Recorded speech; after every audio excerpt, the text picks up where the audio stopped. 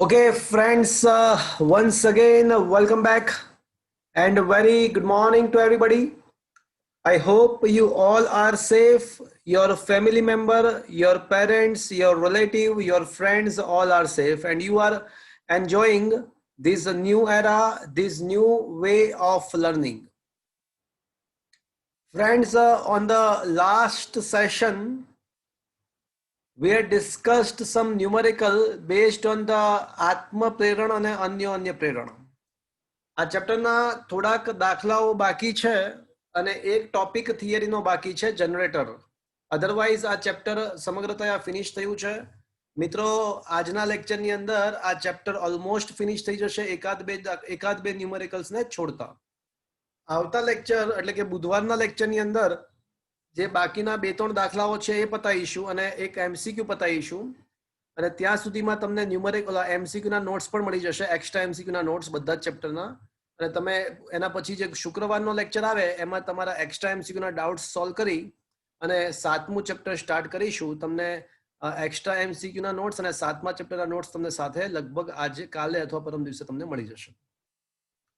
તો ફ્રેન્ડ્સ, આજે આ ચેપ્ટરનો જે ટોપિક બાકી છે ફિનિશ કરીએ. ગુરુવારની જે એક્ઝામ છે એમાં 100 માર્ક્સની એક્ઝામની ગ્રાન્ડ એક્ઝામ નહીં આવે. આ ચેપ્ટરની 50 માર્ક્સની એક્ઝામ આવશે, થિયોરી અને ન્યુમેરિકલ્સ, અને પછી જે એક્ઝામ આવશે આવતા ગુરુવારે એમાં ચેપ્ટર નંબર 6 ગ્રાન્ડ એક્ઝામ આવશે. મિત્રો, એસી જનરેટર, મિત્રો આ ચેપ્ટરની શરૂઆતમાં જ મેં વાત કરી હતી કે વિદ્યુત ચુંબકીય પ્રેરણની જે ઘટના છે, માઇકલ ફેરેડે અને હેનરી નામના વૈજ્ઞાનિકોએ જે શોધ કરી હતી એ આપણા જીવનમાં, માનવ જાતના ઇતિહાસમાં એક ખરેખર ક્રાંતિકારી શોધ હતી.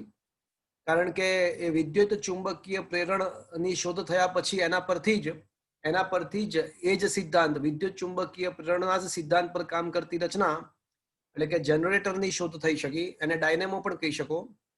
એ જનરેટર અથવા ડાયનેમોની શોધ થઈ અને આજે આપણે ઘરે ઘરે ઓલ્ટરનેટિંગ, આપણા ઘરે જે એસી વોલ્ટેજ આવે છે એના પાછળ આ જનરેટરની શોધ જવાબદાર છે. અને ઇલેક્ટ્રિસિટીની શોધને કારણે બીજી ઘણી બધી નવી શોધો થઈ શકી. એટલે ઘણી બધી શોધોની માતા આ ઇલેક્ટ્રિસિટી છે.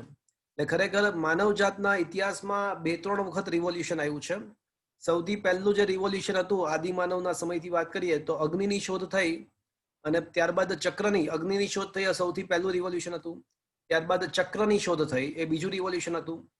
ત્યારબાદ ઇલેક્ટ્રોમેગ્નેટિક ઇન્ડક્શન, વિદ્યુત ચુંબકીય પ્રેરણની શોધ થઈ, એ ત્રીજું રિવોલ્યુશન હતું. ત્યારબાદ આઈસી, ઇન્ટિગ્રેટેડ સર્કિટ આઈસી ની શોધ થઈ, જેને કારણે ચિપ, આપણે જેને ચિપ કહીએ છીએ, એ ચોથું રિવોલ્યુશન હતું. અને 5મું સૌથી બોગસ રિવોલ્યુશન, એન્ડ્રોઈડની શોધ થઈ, એન્ડ્રોઈડની શોધ થઈ, એ પણ એક. તો મિત્રો, માનવ જાતના જીવન પરિવર્તનશીલ છે. મિત્રો, પરિવર્તન એ જીવનનો નિયમ છે. એટલે હંમેશા ફ્લેક્સિબલ રહેવું, પરિવર્તનને એક્સેપ્ટ કરવું અને એને સ્વીકારવું, સારા પરિવર્તનને જીવનમાં ઉતારવું અને એના અનુસંધાનમાં તમારે એ પરિવર્તન સાથે તમારા જાતને આત્મસાત કરી અને આગળ વધવું. પરિવર્તન એ જીવનનો નિયમ છે અને એ સ્વાભાવિક છે. એક સ્વભાવ છે પ્રકૃતિનો પરિવર્તન થવું હોય અને તમારે એની સાથે ફ્લેક્સિબલ થવું પડે. પણ એના વિશે ક્યારેક પછી વાત કરીશું. આપણે આજે જે ટોપિક બાકી છે આપણે પૂરો કરીએ. તો ક્વેશ્ચન નંબર 28માં એવું છે કે ભાઈ કઈ રીતે ફેરફાર થઈ શકે ફ્લક્સની અંદર. તો આપણે ચેપ્ટરની શરૂઆતથી જ તો કરતા આવ્યા છે, ફ્લક્સના ફેરફારનો જ તો વાત કરતા આવ્યા છીએ આપણે ચેપ્ટરની શરૂઆતથી. ફ્લક્સનું સૂત્ર શું છે મિત્રો? તો કે ભાઈ AB cos થીટા. તો સ્પષ્ટ જ છે કે ભાઈ આ ફ્લક્સના સૂત્ર પરથી સ્પષ્ટ છે કે ફ્લક્સમાં કઈ રીતે ફેરફાર કરી શકીએ. તો પછી બોલો તો ફ્લક્સમાં કઈ રીતે ફેરફાર શક્ય છે? ફ્લક્સનું સૂત્ર છે AB cos થીટા. તો એનો મતલબ કે ફ્લક્સમાં કઈ રીતે ફેરફાર શક્ય બની શકે? કાં તો એનું ક્ષેત્રફળ બદલાવો, કાં તો ચુંબકીય ક્ષેત્ર બદલાવો અને કાં તો થીટા બદલાવો. તો આ ત્રણમાંથી ગમે તે એક વસ્તુ કરો તો ડેફિનેટલી ફ્લક્સમાં ફેરફાર થઈ શકે. Is it okay friends? Is it okay? હા સર. હા સર. હવે આપણે જનરેટર, આમાં છે ને 2 પાર્ટમાં મેં ક્વેશ્ચનને ડિવાઈડ કર્યો છે. આ ક્વેશ્ચનને મેં બે પાર્ટમાં ડિવાઈડ કર્યો છે. આખો ક્વેશ્ચન એવો પૂછાય કે ભાઈ જનરેટરનો સિદ્ધાંત, રચના અને આકૃતિ દોરી અને પ્રેરિત ઈએમએફ નું સૂત્ર તારવો તો 4 માર્ક્સમાં પૂછાય. પણ કાં તો અડધો અડધો પૂછાય કે ભાઈ જનરેટરની રેખાકૃતિ દોરો, તેની રચના અને સિદ્ધાંત જણાવો, આ 2 માર્ક્સ. અને માત્ર રેખાકૃતિ દોરી અને પ્રેરિત ઈએમએફ નું સૂત્ર તારવો એ 2 માર્ક્સમાં અલગથી. મારી દ્રષ્ટિએ જે સેકન્ડ ક્વેશ્ચન છે એ વધારે અગત્યનો કહી શકાય 2 માર્ક્સમાં, કે જનરેટરની રેખાકૃતિ દોરી અને તેનું ઈએમએફ, એમાં ઉદ્ભવતા પ્રેરિત ઈએમએફ નું સૂત્ર તારવો, એ ક્વેશ્ચન વધારે અગત્યનો. તો આપણે મિત્રો સૌથી પહેલા જનરેટરની રેખાકૃતિ સમજવાનો પ્રયત્ન કરીશું અને કઈ રીતે કાર્ય કરે એ સમજીશું. પહેલા રચના, કાર્યવાહી અને સિદ્ધાંત સમજીશું અને પછી ઈએમએફ નું સૂત્ર તારવીશું.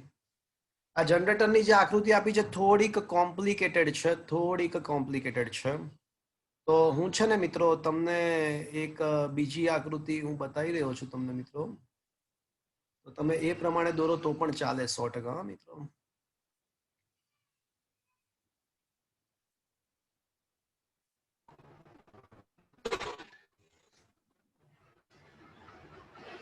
તો મિત્રો જનરેટરની અંદર શું હોય છે કે બે ગુચલા ની અંદર બે ચુંબકોની વચ્ચે એક ગુચલું રાખવામાં આવે છે. તમારા મોબાઈલની અંદર આ એક વ્હાઈટ બોર્ડ આવી જાય છે, જુઓ તો એની અંદર કઈ લખાણો એવું આવે છે મિત્રો, જનરેટર વગેરે દેખાય છે? હા સર. તો જો એકદમ આકૃતિ બતાવી છે મેં. આકૃતિની હવે રચના સમજાવું છું. રચના આકૃતિમાં બે શક્તિશાળી ચુંબકોના વિરુદ્ધ ધ્રુવો સામે રાખી અને ચુંબકીય ક્ષેત્ર પ્રસ્થાપિત કરવામાં આવે છે અને તેની વચ્ચેના વિસ્તારમાં કોઈ ગુચલાને ગોઠવી અને તે ગુચલું ભ્રમણ કરી શકે તેવી સ્થિતિ ગોઠવેલ હોય છે. તો મિત્રો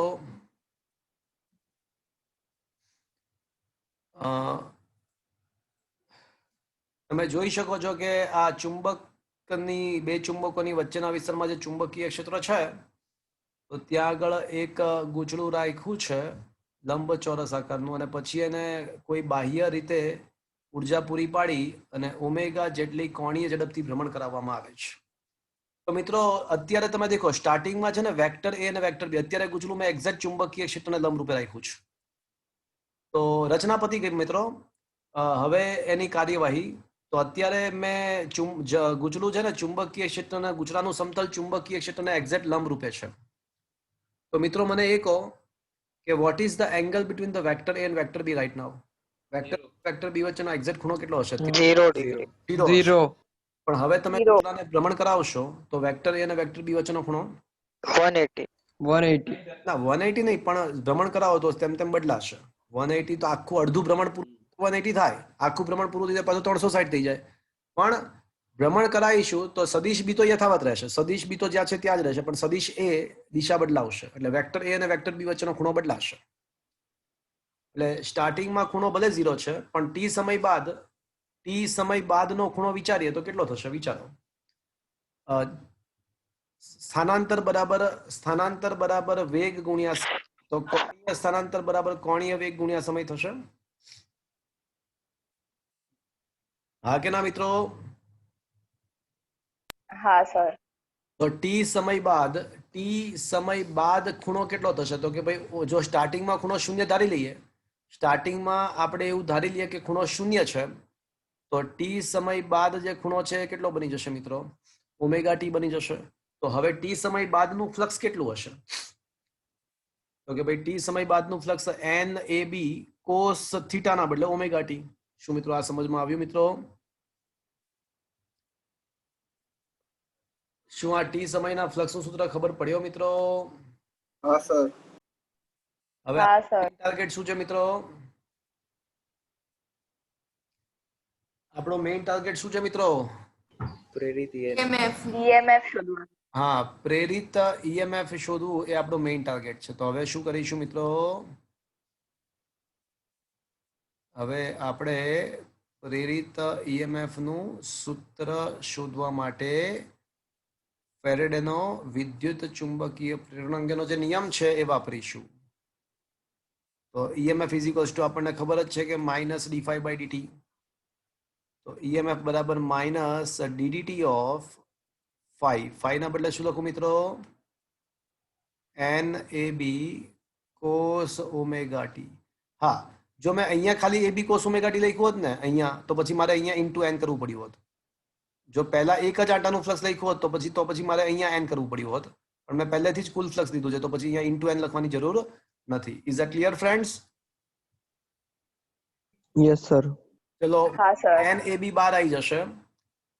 સાઇન નું વિધેય યાદ છે મિત્રો? સાઇન નું વિકલન શું થાય? સાઇન વિધેયનું cos સાઇન નું વિકલન કોસ થાય, પણ કોસ નું વિકલન negative sign.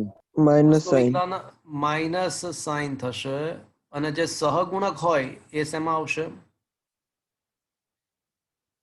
ગુણાકારમાં આવશે. કોસનું વિકલન માઇનસ સાઇન અને જે ટી નો સહગુણક છે ગુણાકારમાં આવશે. તો એ તો ખ્યાલ છે ને મિત્રો? સંકલનમાં સહગુણક ભાગાકારમાં આવે, વિકલનમાં ગુણાકારમાં આવે. એ ખ્યાલ છે? હા સર. હા સર. આ જે ગૂંચળું છે ને મિત્રો એને આર્મેચર પણ કહેવાય. આ ગૂંચળાને આર્મેચર કહેવાય. અને આને જે છે બ્રશ કહીશું આપણે.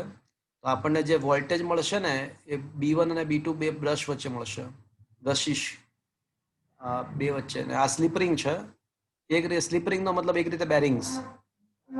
તો શું થાય કે ભ્રમણ કરવામાં વાંધો ના આવે. ગૂંચળું ભ્રમણ બેરિંગ્સ રાખ્યા હોય તો ગૂંચળું ભ્રમણ કરી શકે. એટલે આ સ્લીપરિંગ છે રચનામાં અને બે બ્રશ B1 અને B2 વચ્ચે આપણને વોલ્ટેજ મળશે. માઇનસ માઇનસ વળી પાછા સાબિતી પર આવી જાય. માઇનસ માઇનસ પ્લસ થઈ જશે. તો આ થઈ જશે NAB omega into sine omega t. ચલો, આપણને EMF નું સૂત્ર મળી ગયું. મિત્રો, જ્યારે સાઇન થીટાની કિંમત 1 થઈ જાય તો એ સાઇન ઓમેગા t જો 1 થઈ જાય તો એ તો સાઇનનું મહત્તમ મૂલ્ય છે.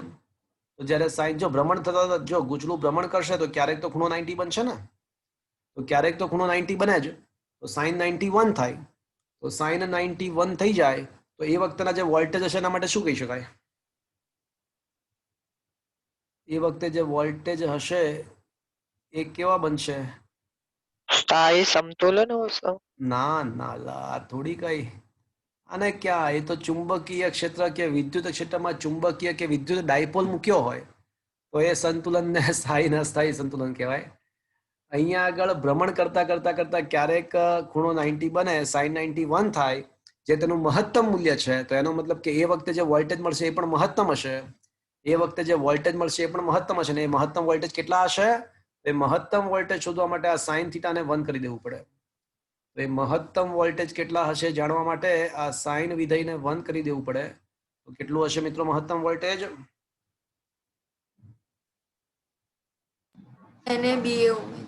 નવાબ. બાત નવાબી, ઠાઠ નવાબી, નવાબ. તો મિત્રો, જનરેટરમાં ઉદ્ભવતા મહત્તમ વોલ્ટેજ કેટલા? નવાબ. તો આથી ઉલટું પણ સાચું કે નવાબ કોણ છે? તો કે ભાઈ નવાબ તો મહત્તમ વોલ્ટેજ છે. તો હવે કહી શકાય કે E બરાબર E0 સાઇન ઓમેગા t સૂત્ર. અને જ્યાં E0 બરાબર શું છે મિત્રો? નવાબ. બાત નવાબી, ઠાઠ નવાબી. તો જ્યાં E0 બરાબર નવાબ થશે. તો મિત્રો, જનરેટરમાં ઉદ્ભવતા વોલ્ટેજનું સૂત્ર આપણને મળી ગયું. E0 sine omega t. અત્યારે સ્ટાર્ટિંગમાં મેં ખૂણો 0 ધાર્યો હતો એટલે સાઇન ઓમેગા t મળ્યું. જો મેં સ્ટાર્ટિંગમાં ખૂણો 90 ધાર્યો હોત તો સ્ટાર્ટિંગમાં ખૂણો 90 ધાર્યો હોત તો t સમય બાદ 90 પ્લસ ઓમેગા t થાત. t સમય બાદ જો 90 હતો અને ઓમેગા t જેટલો કપાયો, ભ્રમણ થાય એટલે ઓમેગા t જેટલો કપાયો તો ખૂણો 90 પ્લસ ઓમેગા t થાત. તો જ્યાં જ્યાં ઓમેગા t છે ને ત્યાં ત્યાં 90 પ્લસ ઓમેગા t આવત. અને જવાબ સાઇન ઓમેગા t ના બદલે છેલ્લે કોસ ઓમેગા t આવત. એટલે હું એવું કહેવા માંગુ છું કે જનરેટરમાં ઉદ્ભવતા વોલ્ટેજ સાઇન ઓમેગા t પણ હોઈ શકે અને E0 કોસ ઓમેગા t પણ હોઈ શકે. તો ભવિષ્યમાં 7મા ચેપ્ટરમાં કોઈ જગ્યાએ જનરેટરના voltage E0 cos omega t આપ્યા હોય તો ગભરાવું નહીં. ખરેખર તો સાઇન વિધેય અને કોસ વિધેય એક જ છે. સાઇન અને કોસાઇન વિધેય બંને એક જ છે, ખાલી 90 ડિગ્રીનો કળા તફાવત છે. બાકી બંને સેમ જ વિધેય છે. એટલે 7મા ચેપ્ટરની અંદર ઘણીવાર જનરેટરના voltage E0 cos omega t આપ્યા હશે તો બની શકે. સ્ટાર્ટિંગમાં ખૂણો 0 ના બદલે 90 થી શરૂઆત કરીએ આપણે તો તો કોસ વિધેય પણ આવી શકે, એવું નથી કે સાઇન જ આવે. શું આ મિત્રો સમજમાં આવ્યું? હા સર. હવે તમે જોઈ શકો છો કે આ જે વોલ્ટેજ છે ને એ સમય સાથે આવર્ત રીતે બદલાય છે, કારણ કે સાઇન વિધેય છે ને સાઇન 0 થાય, સાઇન 91 થાય, સાઇન 180 પાછું 0 થઈ જાય, સાઇન 270 -1 થાય, સાઇન 360 પાછું 0 થાય. તો આ વોલ્ટેજ સમય સાથે આવર્ત રીતે બદલાય છે. તો આ વોલ્ટેજ વર્સિસ સમયનો જો આલેખ દોરવાનો આપણે પ્રયત્ન કરીએ તો કંઈક આવો મળશે. જો દેખાયો બાજુમાં આલેખ? 0 પછી ઓમેગા ટી ની કિંમત જ્યારે ઓમેગા ટી ની કિંમત જ્યારે 90 થાય ત્યારે એ વોલ્ટેજ મહત્તમ થશે. ઓમેગા ટી ની કિંમત 180 થાય ત્યારે વોલ્ટેજ પાછો 0 બની જશે. 270 માટે નેગેટિવ મહત્તમ, 360 માટે પાછું 0. તો મિત્રો આ રીતે પ્રેરિત વોલ્ટેજ આવર્ત રીતે સમય સાથે બદલાય છે. એટલે ઘડીકમાં પ્લસ ઘડીકમાં માઇનસ. હવે આનો મતલબ શું થયો? તો ઘડીકમાં પ્લસ ઘડીકમાં માઇનસ નો મતલબ એવું વિચારી શકાય કે અત્યારે B1 પોઝિટિવ અને B2 નેગેટિવ છે, તો અડધું ચક્ર પતી જાય ને તો વોલ્ટેજની પોલારિટી બદલાઈ જાય, એટલે હવે B1 નેગેટિવ થઈ જશે અને B2 પોઝિટિવ થઈ જશે. એટલે પહેલા પ્રવાહ B1 થી B2 વહેતો હતો, તો હવે એવું બની શકે કે પછી અડધી સાયકલ પછી પ્રવાહ electric current is always flow from high potential two law potential, પણ B1 અને B2 ની પોલારિટી ચેન્જ થયા રાખે છે. એનો મતલબ એવો થયો કે આ જે આર્મેચર છે, ગુચલું છે, આર્મેચર છે, એમાં પ્રવાહ પણ ઉલટ ઘડીકમાં આમ વહેશે, ઘડીકમાં આમ વહેશે, પોતાની દિશા સતત બદલાયા કરશે. એટલે વોલ્ટેજ પ્લસ નું માઇનસ થવું એનો મતલબ કે પ્રવાહનું મૂલ્ય પણ, પ્રવાહની દિશા પણ બદલાવવી. તો આવા પ્રવાહને ઉલટ સુલટ પ્રવાહ કહેવાય. એટલા માટે જ તો, કારણ કે પ્રવાહ પોતાની દિશા સતત બદલતો હોય અડધા સાયકલમાં. તો આવા પ્રવાહને ઓલ્ટરનેટિંગ પ્રવાહ અને આ વોલ્ટેજને ઓલ્ટરનેટિંગ વોલ્ટેજ કહેવાય. ચેપ્ટર નંબર 6 નું જ્યાં અંત છે ત્યાં જ ચેપ્ટર નંબર 7 ની શરૂઆત છે. ચેપ્ટર નંબર 6 નો જ્યાં અંત છે ત્યાં જ ચેપ્ટર નંબર 7 ની શરૂઆત છે. ચેપ્ટર નંબર 7 નું નામ જ ઓલ્ટરનેટિંગ કરંટ એવું છે. તો મિત્રો, શું તમને આ થિયરી સમજમાં આવી? હા સર. હા sir. Is it okay friends? હા સર. તો મિત્રો,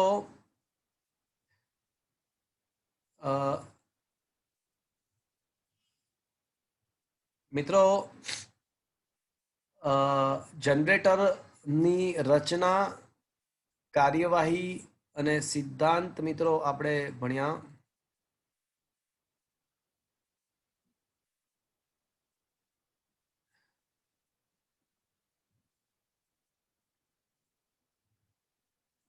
હવે મિત્રો આના પર આધારિત જે દાખલાઓ બાકી છે એ આપણે ફિનિશ્ડ કરીશું. તો friends, let's come to that numerical. પણ એકવાર થિયરી દેખી લઈએ, આપણે એકવાર થિયરી ચેક કરી લઈએ. ઓકે, તો મિત્રો જુઓ શું છે. પહેલા સિદ્ધાંત. જ્યારે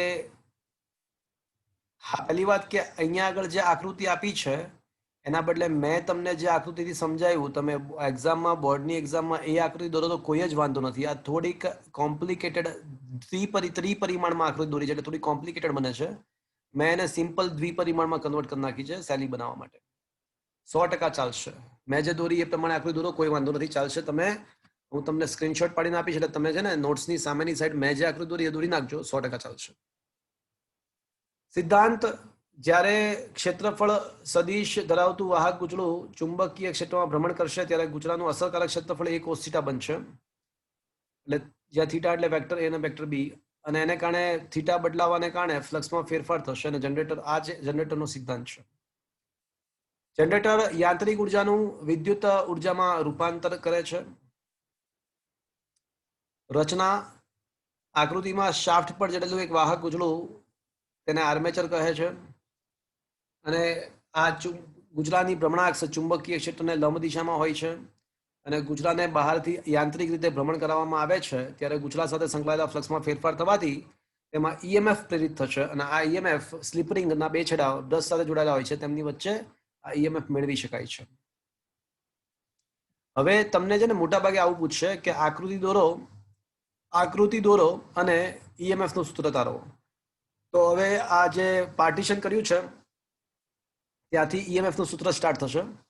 જ્યારે ગુચડાને ઓમેગા જેટલી કોણીય ઝડપથી ભ્રમણ કરવામાં આવે ત્યારે કોઈ ટી સમયે વેક્ટર એ અને વેક્ટર બી વચ્ચેનો ખૂણો ઓમેગા ટી થશે.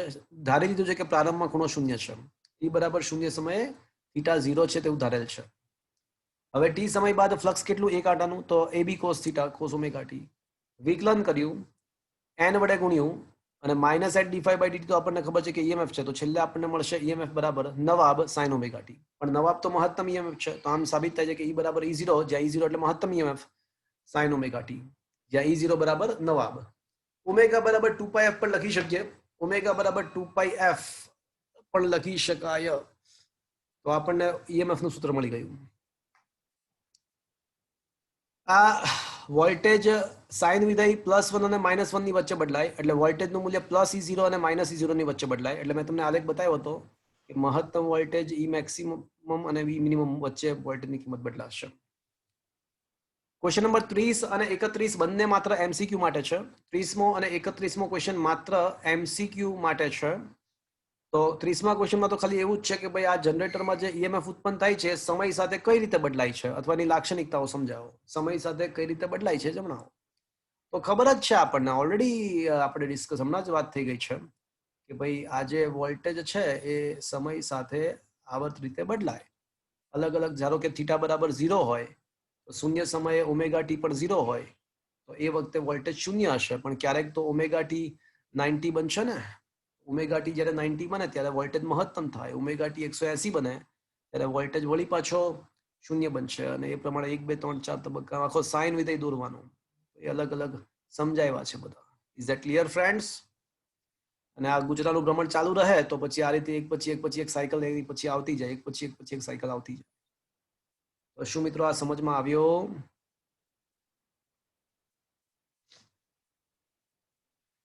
તો હા સર. 30મો ક્વેશ્ચન ખાલી એવું જ બતાવે છે કે સમય સાથે બદલાતો જતો વોલ્ટેજ જનરેટરમાં આપણે ઉત્પન્ન કરી શકતા હોઈએ છીએ. જનરેટરના પ્રકારો જણાવો અને તે કેટલો પાવર ઉત્પન્ન કરે છે ઇન્ફોર્મેશન આપવાની છે. તો મિત્રો બધા જ જનરેટરનો બેઝિક સિદ્ધાંત શું છે?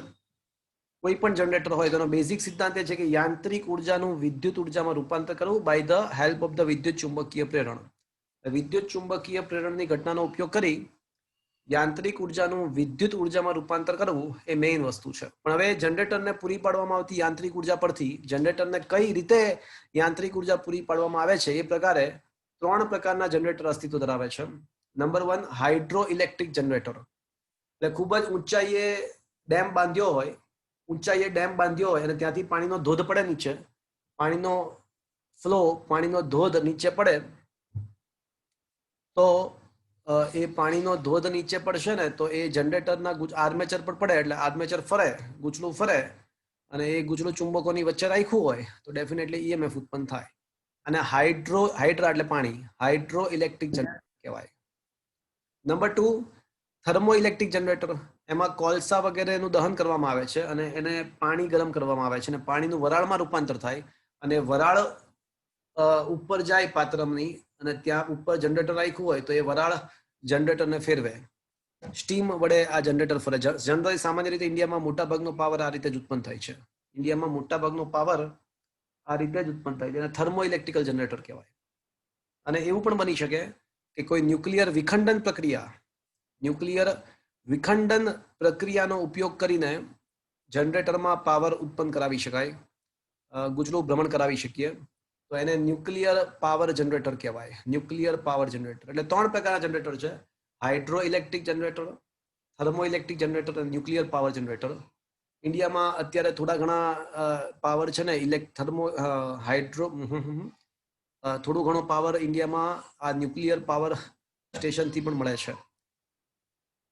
તો મિત્રો આવી બધી જનરેટરના પ્રકારો છે. અને મિત્રો એવું આપ્યું છે કે આધુનિક સમયમાં જનરેટરમાં છે ને 500 મિલીવોટ જેટલો 500 મેગાવોટ જેટલો ઉચ્ચ કક્ષાનો પાવર પેદા થાય છે, જેના વડે 100 વોટના 50 લાખ બલ્બને એક સાથે આપણે પ્રકાશિત કરી શકીએ. અને આપણે જે અત્યારે થિયરી ભણ્યા ને એમાં શું કર્યું હતું ખબર છે? ચુંબકો સ્થિર રાખ્યા હતા અને 2 ચુંબકો વચ્ચે જનરેટર ફેરવ્યું હતું. પણ સામાન્ય રીતે એવું નથી હોતું. સામાન્ય રીતે ગૂંચળું સ્થિર હોય છે અને ચુંબકોને ફેરવવામાં આવે છે. તો સામાન્ય સંજોગોમાં ગૂંચળું સ્થિર હોય છે અને ઇલેક્ટ્રોમેગ્નેટને ભ્રમણ કરાવવામાં આવે છે. ભારતમાં ઉદ્ભવતા એસી વોલ્ટેજની આવૃત્તિ 50 હર્ટ્ઝ છે. અમેરિકામાં 60 હર્ટ્ઝ છે. કદાચ સાંભળ્યું હશે. ચલો એક ગુજસેટમાં પૂછાઈ ગયેલો ક્વેશ્ચન તમને પૂછું છું. કહો મને, ભારતમાં જનરેટરની આવૃત્તિ 50 હર્ટ્ઝ છે, તો આપણા ઘરમાં જે એસી વોલ્ટ આવે છે એનું મૂલ્ય 1 સેકન્ડમાં કેટલી વાર શૂન્ય બનશે? આપણા ઘરમાં જે એસી વોલ્ટેજ આવે છે તેનું મૂલ્ય 1 સેકન્ડમાં કેટલી વાર શૂન્ય બનશે? આવો ક્વેશ્ચન છે.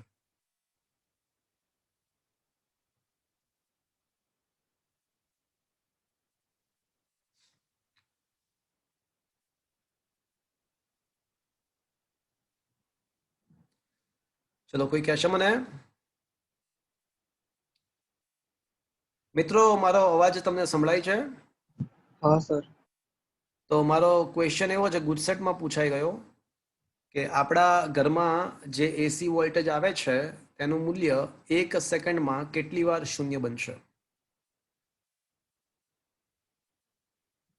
અચ્છા મને કહો કે આવૃત્તિ 50 હર્ટ્ઝ છે એનો મતલબ શું થયો? Omega 0.02 second. આવૃત્તિ 50 હર્ટ્ઝ છે એનો મતલબ શું થયો? Omega equal to 2 pi F હોય એટલે એફ પરથી મળી જશે ને ઓમેગા. આવૃત્તિ આવૃત્તિ હા સાચી વાત છે, 100 આન્સર આવશે. આવૃત્તિ 50 હર્ટ્ઝ છે એનો મતલબ કે 1 સેકન્ડમાં 50 સાયકલ પસાર થાય. એટલે આપણા ઘરમાં જે એસી વોલ્ટેજ આવે છે એની કેટલી સાયકલ્સ પસાર થઈ જશે 1 સેકન્ડમાં? તો કે ભાઈ 50 સાયકલ, કારણ કે આવૃત્તિ 50 છે. અને એક સાયકલમાં કેટલી વાર વોલ્ટેજ શૂન્ય ધારણ કરશે? તો એક વાર 0 અને બીજી વાર 0. એટલે એક સાયકલ મિત્રો પસાર થાય ને તો વોલ્ટેજનું મૂલ્ય 2 વાર મહત્તમ અને 2 વાર 0 થાય. એક સાયકલમાં 2 વાર મહત્તમ પોઝિટિવ નેગેટિવ ને 2 વાર શૂન્ય થાય. હવે એક સાયકલમાં 2 વાર શૂન્ય થાય છે, તો 1 સેકન્ડમાં તો આવી 50 સાયકલ પસાર થાય છે. વોલ્ટેજ આપણા ઘરમાં આવે છે, કેટલી વાર શૂન્ય બનશે 1 સેકન્ડમાં? 100 વાર. 100 વાર. ચલો આપણું ઘર અમેરિકામાં હોત તો 120 વાર. 120. તો 120 વાર થાત. શું મિત્રો આ સમજમાં આવ્યો? હા સર. તો મિત્રો 30મો ક્વેશ્ચન તમારે તૈયાર કરવાનો છે. 31 અને 32 આ બંને નહીં, 29મો ક્વેશ્ચન તૈયાર કરવાનો છે. 30 અને 31 આ બંને ખાલી સમજપૂર્વક તૈયાર કરવાના, સમજ માટે છે. પક્ષીઓનું સ્થાનાંતર બહુ મસ્ત ટોપિક છે મિત્રો, પણ તમારા કન્ટેન્ટમાં નથી, પણ વાંચજો, બહુ મસ્ત ઇન્ફોર્મેશન છે કે પક્ષીઓને ખબર કઈ રીતે પડે કે મારે અમેરિકાથી ઇન્ડિયામાં આ માર્ગે જ જવાનું છે. એ લોકો કઈ રીતે દર વર્ષે, આપણને ખબર છે કે ભાઈ પક્ષીઓ દર વર્ષે લોટ્સ ઓફ કિલોમીટર્સનું અંતર કાપી અને પોતાના નિશ્ચિત સ્થાને પહોંચી શકે છે. તો એને પાથ કઈ રીતે, એને તો કઈ એને આપણે, આપણી પાસે પાથ ફાઇન્ડર હોય, આપણી પાસે હોકા યંત્ર વગેરે દિશા સૂચક યંત્ર હોય આપણી પાસે, પણ પક્ષીઓને મગજમાં કઈ રીતે મહત રહેતું હશે કે મારે આ જ રીતે પહોંચવાનું છે? તમને કદાચ ખબર હશે કે દર વર્ષે અમુક ચોક્કસ સિઝનમાં અલગ અલગ પક્ષીઓ આપણે ત્યાં અલગ અલગ જગ્યાએ આવતા હોય છે, અને એના એ જ પક્ષીઓ આવતા વર્ષે પણ પાછા આવે, એના પછીના વર્ષે પણ આવે. તો એમને કઈ રીતે માર્ગ ખબર પડતી હશે કે આ માર્ગે જવાનું છે? તો મિત્રો હા, ઓલું પિક્ચર દેખ્યું મિત્રો તમે, પેલું પંખીરાજ કયું હતું પેલું 2.0 કે શું હતું? હા, રોબોટ 2.0. હા, એમાં છે ને આખી આ પેટર્ન સમજાવે છે લોકો. પક્ષીઓ છે ને આપણા જે મોબાઈલના ટાવરને કારણે શું થાય છે કે આખી ઇલેક્ટ્રોમેગ્નેટિક પેટર્ન વિખાઈ જાય છે પક્ષીઓની, અને પક્ષીઓ બિચારા માર્ગ ભટકી જાય છે અને ભૂલી જાય છે. બહુ સાચી વાત છે મિત્રો, એકદમ સાચી વાત છે. તો એ 2.0 ની અંદર એકચ્યુઅલમાં સાયન્સ જ સમજાયું હતું. પક્ષીઓ ખરેખર તો આ ચુંબકીય ક્ષેત્રોને કારણે જ દિશા નક્કી કરી શકતા હોય છે, અને આપણા મોબાઈલ વગેરેને કારણે એ ચુંબકીય ક્ષેત્રો, પૃથ્વીનું જે સામાન્ય ચુંબકીય ક્ષેત્ર હોય છે એમાં ખલેલ પહોંચે છે, એટલે પક્ષીઓ હવે દિશા ભટકી જાય છે, અમુક પક્ષીઓ મરી જાય છે. બહુ સાચી વાત છે. થોડી ઘણી વધારે માહિતી આમાં આપી છે, તમે વાંચજો. કન્ટેન્ટમાં નથી એટલે મેં નથી લીધો આ ટોપિક, ભણાયો નથી, પણ વાંચજો, સારું છે. Is it okay friends? તો મિત્રો આ ચેપ્ટરની થિયરીઓ અહીંયા આગળ સમગ્રતયા ફિનિશ્ડ હું જાહેર કરું છું. મેં તમને પહેલા જ કીધું હતું કે 5, 6, 7 અને 8 ચેપ્ટર બહુ ફટાફટ પતી જશે, સરળ છે, મજા પણ આવે એટલી જ, પણ સાથે સાથે કરવું પડે તમારે. કરશો તો બહુ મજા આવશે. મિત્રો થોડા દાખલાઓ બાકી છે, ચલો દાખલાઓ ડિસ્કસ કરીએ. ઉદાહરણના 1 થી 10 દાખલાઓ પતી ચૂક્યા છીએ.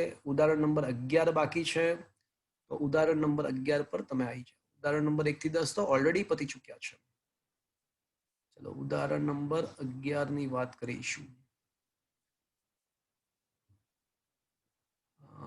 ઓકે,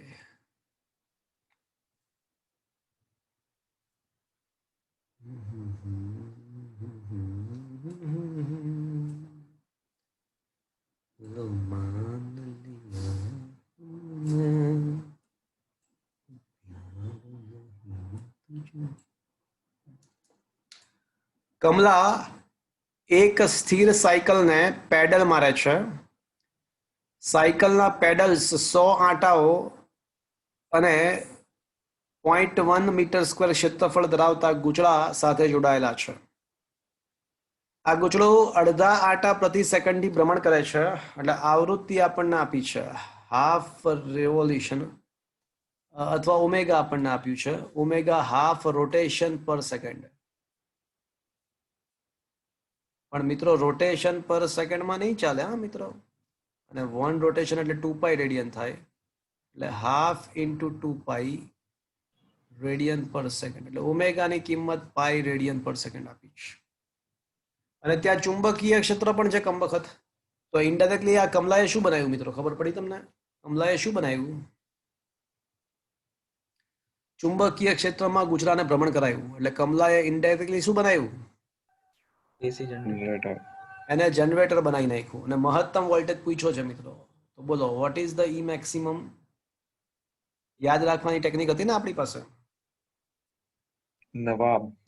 નવાબ, બાત નવાબી, ઠાઠ નવાબી. શું આંટાઓની સંખ્યા આપી છે મિત્રો? હા છે ને, 100 આંટાઓ છે. શું ઓમેગા મળી ગયો? હા છે ને, પાઈ મળી ગયો ને. શું ક્ષેત્રફળ અને બી આપેલા છે? હા, બંને આપ્યું છે. શું તમને આ વોલ્ટેજ શોધતા આવડશે? કરાવું કે ચાલશે? ચાલશે sir. Is that clear friends? શું તમને આ દાખલો સમજમાં આવ્યો? અને તમારે આ ઓમેગા આ રીતે ના શોધ્યું તો હજી એક રસ્તો છે. આવૃત્તિ તમને આપી છે હાફ હર્ટ્ઝ અને ઓમેગા બરાબર 2πf. તો આ રીતે પણ તમે ઓમેગા શોધી શકો. 2π ઇન્ટુ હાફ એટલે પાઈ રેડિયન પર સેકન્ડ. આ રીતે પણ કરી શકો, જેવી તમારી મરજી.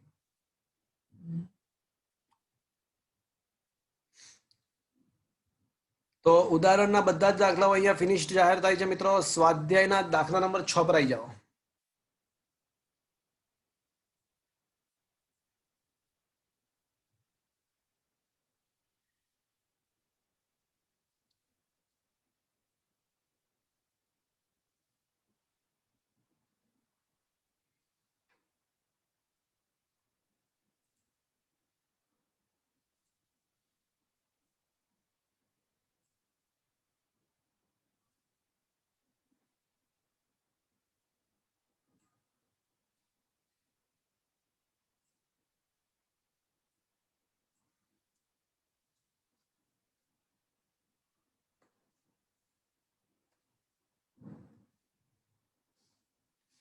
ચલો,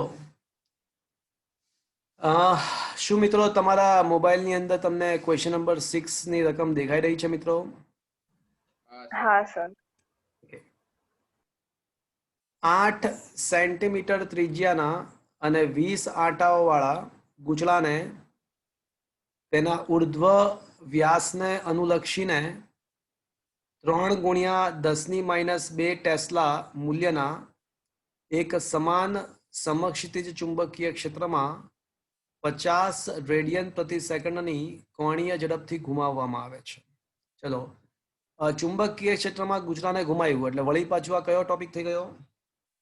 જનરેટર. જનરેટર. તો સૌથી પહેલો ક્વેશ્ચન એ છે કે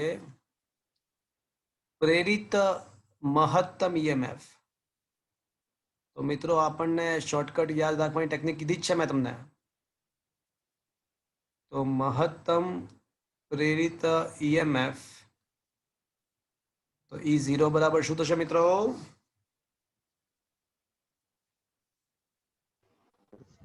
નવાબ. નવાબ. શું મિત્રો નવાબ આપેલો છે? આટાઓની સંખ્યા 20 આપી છે. ત્રિજ્યા પરથી પાઈ આર સ્ક્વેર કરો, ત્રિજ્યા પરથી પાઈ આર સ્ક્વેર કરો એટલે આપણને આટાની સંખ્યા પાઈ આર સ્ક્વેર એટલે ક્ષેત્રફળ આપેલું છે, બી પણ આપેલો છે અને ઓમેગા પણ આપેલો છે. રેડિયન પર સેકન્ડમાં છે એટલે સારામાં સારું કન્વર્ટ કરવાની જરૂર નથી. તો મિત્રો આપણને વોલ્ટેજ મળી જશે. મિત્રો સેકન્ડ ક્વેશ્ચન,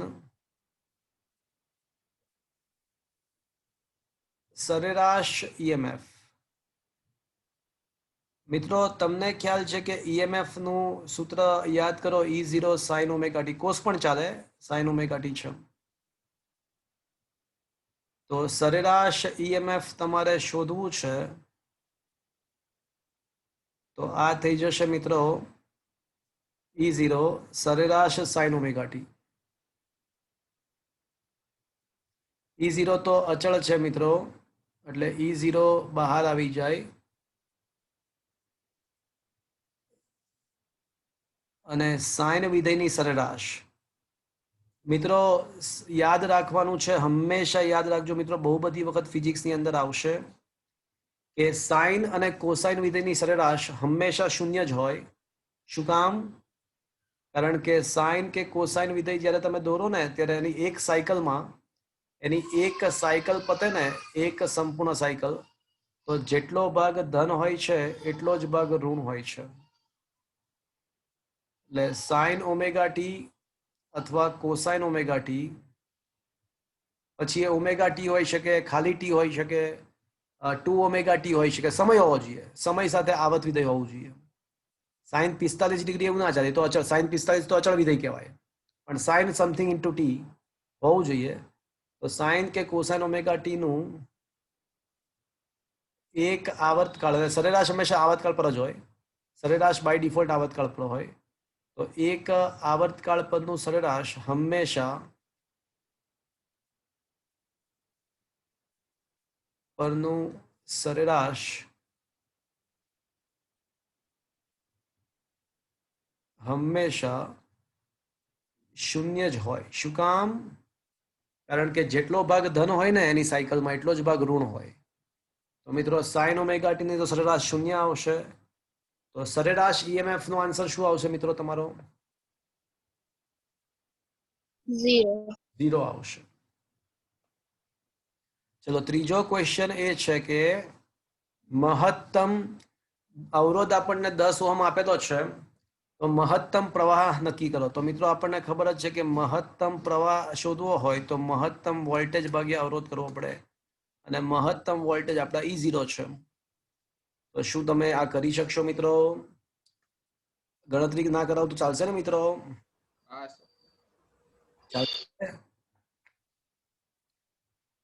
તો મિત્રો મહત્તમ પ્રવાહ ઇઝ ઇક્વલ્સ ટુ મહત્તમ વોલ્ટેજ ભાગ્યા અવરોધ.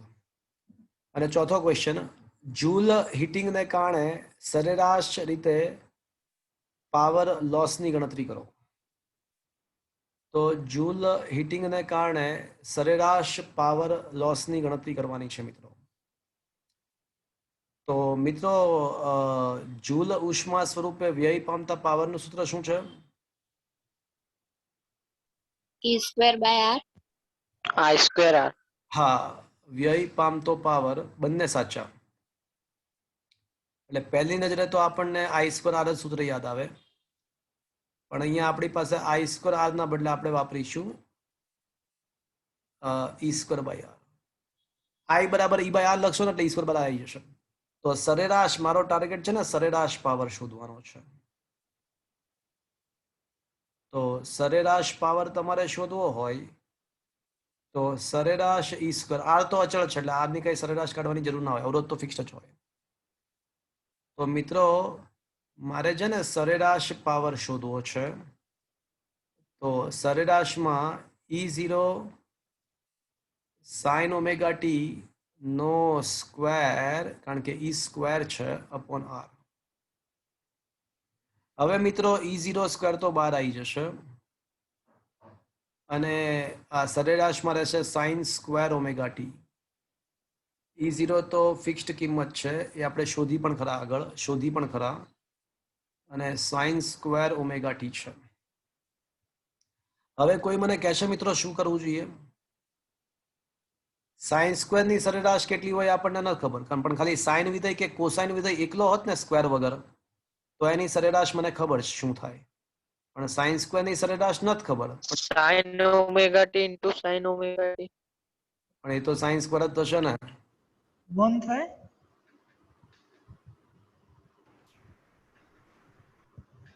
મેથ્સ વાળા ડૂબી મરો સલાઓ. તો મારે સાઇન સ્ક્વેર નું તો મને નથી ખબર, પણ મને સાઇન કે કોસાઇન નું ખબર છે. તો કે છે કોઈ એવું સૂત્ર ધ્યાનમાં કે જેમાં સાઇન સ્ક્વેર નું કોસ કે સાઇનમાં ફરી જાય? હા છે ને. Sine square theta is equals to 1 minus cos 2 theta, 1 minus cos 2 theta by 2.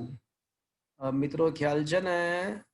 Sign square theta is equals to, આ બાયોલોજી વાળા માટે લખું છું મિત્રો, મેથ્સ વાળાને તો ખ્યાલ હશે. અને કોસ સ્ક્વેર થીટા હોય તો શું થાય કે 1 પ્લસ કોસ 2 થીટા બાય 2 થાય. આ સૂત્રનો ઉપયોગ ભવિષ્યમાં પણ થશે મિત્રો. બાયોલોજી વાળા સમજપૂર્વક નોટ્સની અંદર જે તે જગ્યાએ લખી નાખવું જોઈએ. ચલો હવે આ 2 તો બહાર આવી જશે. 1 ની સરેરાશ 1 થશે અને કોસ વિધેયની સરેરાશ વાત થઈ ગઈ પ્રમાણે 0 થશે. 1 ની સરેરાશ તો 1 થશે અને કોસ વિધેયની સરેરાશ 0 થઈ જાય વાત થઈ એ પ્રમાણે. તો ફાઇનલી મિત્રો સરેરાશ પાવરનું સૂત્ર શું આવશે મિત્રો? છેલ્લે E0 સ્ક્વેર બાય 2r. હવે E0 ની કિંમત તમને ખબર છે, અવરોધ પણ આપ્યો છે, એટલે આ સૂત્ર વાપરો એટલે જવાબ આવશે. શું મિત્રો સમજમાં આવ્યું આ વસ્તુ? મારો અવાજ મિત્રો આવે છે બરાબર? હા સર. અને હજુ એક ક્વેશ્ચન છે કે આ પાવર ક્યાંથી આવ્યો ભાઈ? હજુ એક ક્વેશ્ચન છે કે આ પાવર શક્તિ ક્યાંથી આવે છે? આ પાવર ક્યાંથી આવે છે? તો આ જે પાવર છે એ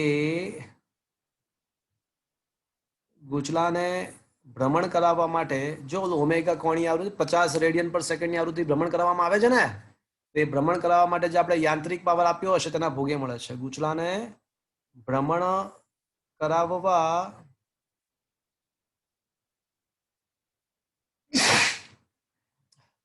આપણે જે યાંત્રિક પાવર આપ્યો હશે, આપેલા યાંત્રિક પાવરના ભોગે આપણને મળે છે, મફતમાં નહીં. તો શું મિત્રો આ આખો દાખલો સમજમાં આવ્યો?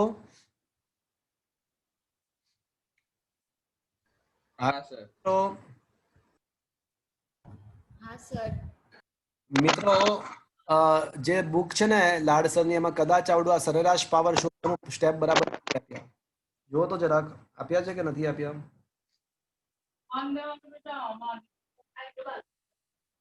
ન્યુમેરિકલ્સ ના બુક લઈને બેઠા છો મિત્રો?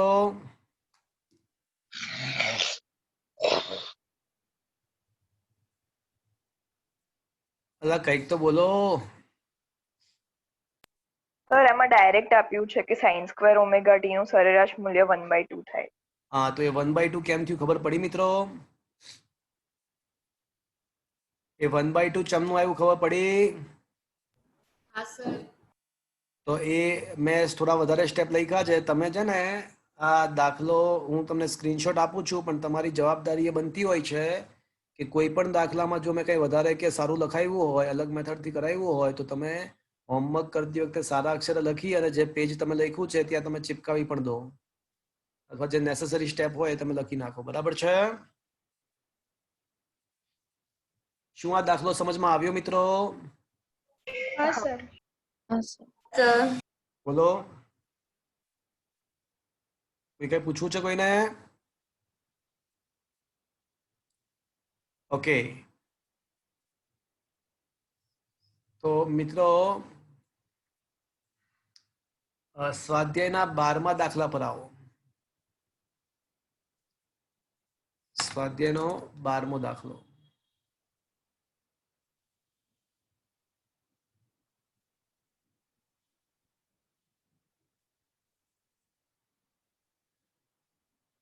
ઓકે મિત્રો, મારી વાત ધ્યાનથી સાંભળજો. એકદમ અદ્ભુત દાખલો છે.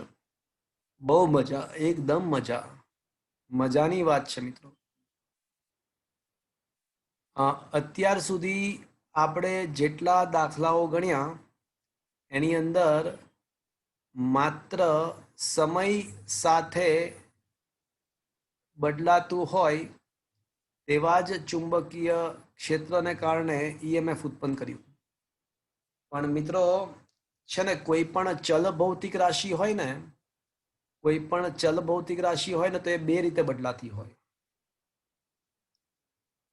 જો સ્થાન સાથે બદલાતી હોય ને તો એને પ્રચલન, એના માટે પ્રચલન શબ્દ, ક્યારેક ભૂતકાળમાં વાત થયેલી છે. સ્થાન સાથે ફેરફાર થતું હોય ને તો એના માટે શબ્દ છે પ્રચલન. એટલે બે રીતે ફેરફાર શક્ય છે ભૌતિક રાશિનો. ચલ ભૌતિક રાશિ હોય તો સ્થાન સાથે પણ બદલાઈ શકે અને સમય સાથે પણ બદલાવ આવી શકે. જો સમય સાથે ફેરફાર થતો હોય ને મિત્રો, તો એના માટે દર એવો શબ્દ વપરાય છે, સમય દર અથવા દર. જેમ કે કોઈ ભૌતિક રાશિ, ધારો કે ચુંબકીય ક્ષેત્ર છે, તો ચુંબકીય ક્ષેત્રનો સ્થાન સાથેનો ફેરફારને ચુંબકીય ક્ષેત્રનું પ્રચલન કહેવાય. જેમ કે યાદ છે વેગ પ્રચલન dv/dx, વેગ પ્રચલન આવી ગયું. ભૂતકાળમાં તાપમાન પ્રચલન આવી ગયું. અને સમય સાથેનો દર હોય તો db/dt આપણે લખતા હોઈએ, જો ચુંબકીય ક્ષેત્રની વાત કરતા હોઈએ તો. બીજી કોઈ ભૌતિક રાશિ હોય તો બીજી કોઈ ભૌતિક રાશિ વિચારવી જોઈએ. તો મતલબ સ્થાન સાથેનો ફેરફાર ને પ્રચલન શબ્દ વપરાય છે અને સમય સાથેના ફેરફારને દર શબ્દ વપરાય છે. ફિઝિક્સમાં એક નિયમ આવી, એક સ્ટાન્ડર્ડ મેથડ છે. મિત્રો સમજજો, બહુ મસ્ત છે. અહીંયા આગળ છે ને, ચુંબકીય ક્ષેત્ર બે રીતે બદલાય છે. ચુંબકીય ક્ષેત્ર સ્થાન સાથે પણ બદલાય છે અને સમય સાથે પણ બદલાય છે. એટલે એને કારણે શું થશે કે ફ્લક્સમાં જે ફેરફાર થશે, ગૂંચળા સાથે સંકળાયેલા ફ્લક્સમાં સ્થાન સાથે પણ ફેરફાર થશે અને સમય સાથે પણ ફેરફાર થશે. એટલે ગૂંચળાની અંદર બે રીતે પ્રેરિત ઈએમએફ ઉત્પન્ન થશે. એક તો ચુંબકીય ફ્લક્સના સ્થાન સાથેના ફેરફારને કારણે અને બીજું ચુંબકીય ક્ષેત્રના સમય સાથેના ફેરફારને કારણે. તો એ બંને રીતે ઈએમએફ જે ઉત્પન્ન થાય એનો સરવાળો કરીએ તો આપણને કુલ ઈએમએફ મળી જાય. તો સૌથી પહેલા એકવાર રકમ સમજી લઈએ. રકમની અંદર એવું આપ્યું છે મિત્રો, અલગ ટાઈપનો દાખલો છે. 4 માર્ક્સમાં, 3 માર્ક્સમાં ખૂબ જ મહત્વનો અલગ એક માત્ર દાખલો એવો છે કે જેમાં આવી બે રીતે ફેરફાર આપેલા છે. ચુંબકીય ક્ષેત્રમાં બે રીતના ફેરફારો આપેલા છે, સમય અને સ્થાન બંને. જોઈએ, દાખલો વાંચીએ એટલે ખ્યાલ આવે. ચુંબકીય ક્ષેત્ર મિત્રો ઝેડ દિશામાં, સૌથી પહેલી વાત કે ચુંબકીય ક્ષેત્ર છે ને મિત્રો, એ ઝેડ દિશામાં, ધન ઝેડ દિશામાં અસ્તિત્વ ધરાવે છે. તો ચુંબકીય ક્ષેત્ર જો ધન ઝેડ દિશામાં અસ્તિત્વ ધરાવતું હોય તો આ મારા માટે એક્સ અક્ષ છે, આ મારા માટે વાય અક્ષ છે. તો મિત્રો ચુંબકીય ક્ષેત્ર માટે મારે શું કરવું જોઈએ? ડોટ કે ક્રોસ? બોલો બોલો. ડોટ. ધન ઝેડ દિશામાં ચુંબકીય ક્ષેત્ર અસ્તિત્વ ધરાવે છે, એટલે બહાર આવતી દિશામાં, એટલે કે ડોટ. ચલો અહીંયા સુધી પહોંચ્યા મિત્રો? એકદમ મજા છે બાળકો, ખૂબ જ મજા છે. અને તમે થોડું ધ્યાન આપો ને અને થોડું સાથે સાથે વિચારો ને તો અહીંયા બેઠા બેઠા જ લેક્ચરની અંદર જ લગભગ 80-90% કામ પતી જતું હોય છે. પણ થોડું માઇન્ડને સેટ કરીને વિચારવું પડે, થોડું ઘૂસવું, ફિઝિક્સની અંદર ઘૂસવું પડશે, તમને ડીપમાં જવું પડશે. તો આ ચુંબકીય ક્ષેત્ર છે ને ઝેડ દિશામાં છે અને એક ચોરસ લૂપ છે ને એવી રીતે મૂકી જ કે એની બાજુઓ XY અક્ષોને સમાંતર રહે. એટલે આપણી જે લૂપ છે એ એવી રીતે ગોઠવી છે કે જેની બાજુઓ તમે જોઈ શકો છો કે એક્સ અક્ષ અને વાય અક્ષને સમાંતર રીતે ગોઠવાયેલી છે. શું મિત્રો તમને આ દેખાઈ રહી છે લૂપ? હા સર. અને હવે શું કરવામાં આવે છે મિત્રો? હવે એવું કરવામાં આવે છે કે આને છે ને ધન એક્સ દિશામાં 8 સેન્ટીમીટર પ્રતિ સેકન્ડ ના વેગથી આ લૂપને ધન એક્સ દિશામાં 8 સેન્ટીમીટર પ્રતિ સેકન્ડના વેગથી ખસેડવામાં આવે છે. આ ક્ષેત્ર અવકાશમાં સમાન નથી. અવકાશમાં સમાન નથી એનો મતલબ શું થયો?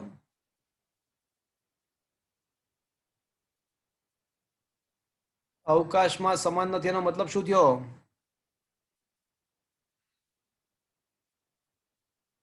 સ્થાન સાથે બદલાય છે અને સમય સાથે પણ અચળ નથી. એટલે કમબખત અહીંયા આગળ ચુંબકીય ક્ષેત્રમાં બે રીતના ફેરફાર, બંને રીતના ફેરફાર એક સાથે થાય છે. સ્થાન સાથે પણ બદલાય છે અને સમય સાથે પણ બદલાય છે. શું મિત્રો આ સમજમાં આવ્યો? હા સર. અલા કંઈક તો બોલો તો મજા આવશે હો મિત્રો. ચલો, ચુંબકીય ક્ષેત્ર સ્થાન સાથે પણ બદલાય છે અને સમય સાથે પણ બદલાય છે. ઋણ એક્સ દિશા સાથે 10 ટેસ્લા સેન્ટીમીટર પ્રતિ સેકન્ડનું પ્રચલન ધરાવતા, ના પ્રતિ સેકન્ડ નથી, 10 ટેસ્લા પ્રતિ સેન્ટીમીટર જ છે.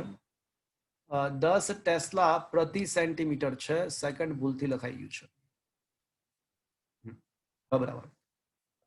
તો ઋણ એક્સ દિશા સાથે 10 ટેસ્લા પ્રતિ સેન્ટીમીટરનું પ્રચલન, એટલે કે જો જેમ ઋણ એક્સ દિશામાં ગતિ કરીએ તો 10 ટેસ્લા પ્રતિ સેન્ટીમીટરથી વધે છે. પણ આપણે કઈ તરફ ગતિ કરાવવાની છે મિત્રો? આપણી ગતિ કઈ તરફ? ધન એક્સ. તો પછી ચુંબકીય ક્ષેત્રનો સ્થાન સાથેનો આપણને ફેરફાર આપ્યો છે, પણ એ ફેરફાર મારે ધન લખવો જોઈએ કે ઋણ લખવો જોઈએ? ચુંબકીય ક્ષેત્રનું પ્રચલન આપણને આપ્યું છે એક્સ અક્ષ સાથેનું કે 10 ટેસ્લા, યસ સોરી અહીંયા -3 છે, 10⁻³ ટેસ્લા પ્રતિ સેન્ટીમીટર. પણ મારે નેગેટિવ લખવું પડશે. શું કામ? કારણ કે ધન x દિશામાં ગતિ. હા, ઋણ દિશામાં વધે છે તો એનો મતલબ કે આપણે તો ધન એક્સ દિશામાં ગતિ કરાવી રહ્યા છીએ ગુચરાને, તો ઘટતું જાય છે. એટલે આપણે લૂપને જમણી બાજુ લઈ જઈશું તો સ્થાન સાથે ચુંબકીય ક્ષેત્ર ઘટતું જશે. શું મિત્રો આ સમજમાં આવ્યું? એટલે આપણને ચુંબકીય ક્ષેત્રનું પ્રચલન આપ્યું છે, સ્થાન સાથેનો ફેરફાર એટલે પ્રચલન કહેવાય. અને સમય સાથે પણ ઘટતું જાય છે. તો સમય દર પણ આપ્યો છે મિત્રો. અને સમય દર કેટલો આપ્યો છે મિત્રો?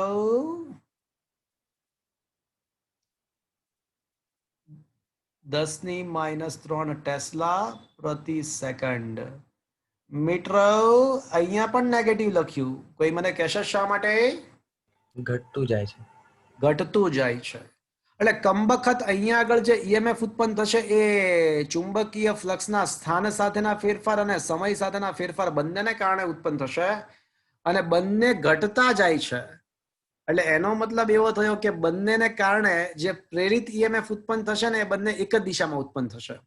એટલે પરિણામી પ્રેરિત ઈએમએફ શોધવા માટે સરવાળો કરીશું કે બાદબાકી કરીશું? સરવાળો. અને જો એવું આપ્યું હોત ને કે સમય સાથે ઘટતું જાય છે પણ સ્થાન સાથે વધતું જાય છે, એવું આપ્યું હોત ને તો પછી બંને કિસ્સામાં ઈએમએફ શોધ્યા હોત, પણ એ બંને કિસ્સામાં ઈએમએફ અપોઝિટ દિશામાં ઉત્પન્ન થયા હોત, કારણ કે એકવાર ઘટવાને કારણે ઉત્પન્ન થયું, એકવાર વધવાને કારણે. તો પરિણામી ઈએમએફ શોધવા માટે મેં શું કર્યું હોત? બાદબાકી. પણ ફોર્ચ્યુનેટલી અહીંયા આગળ બંને રીતે સ્થાન અને સમય બંને રીતે એ ફ્લક્સનો ફેરફાર ઘટાડો જ છે, ફ્લક્સ ઘટતું જ જાય છે.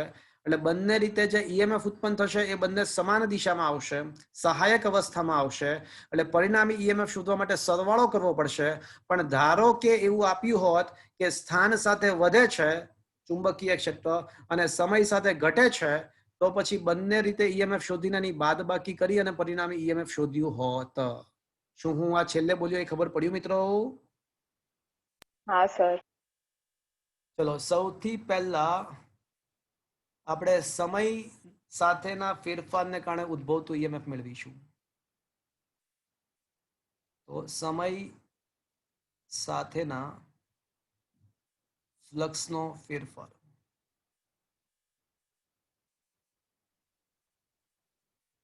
ફ્લક્સના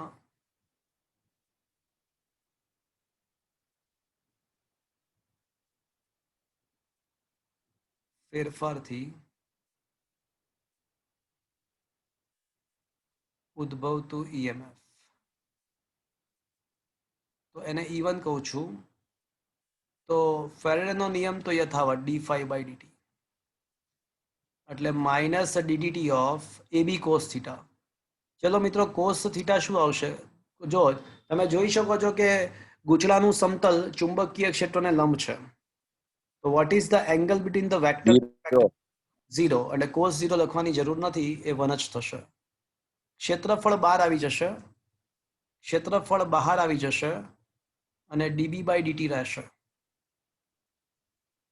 ક્ષેત્રફળ બાજુની લંબાઈ 12 એટલે ક્ષેત્રફળ 144 સેન્ટીમીટર, ચોરસનું ક્ષેત્રફળ L², ચોરસનું ક્ષેત્રફળ L², 144 પણ 10⁻⁴ ઘાત, કારણ કે સેન્ટીમીટર સ્ક્વેર ને મીટર સ્ક્વેરમાં ફેરવવું પડે.